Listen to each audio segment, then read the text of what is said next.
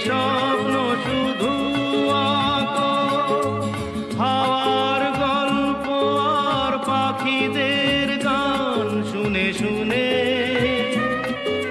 আজ এই ফাল্গুনে দুটি চোখে স্বপ্ন শুধু আঁকো, আজ এই দিনটাকে মনের খাতায় লিখে রাখো।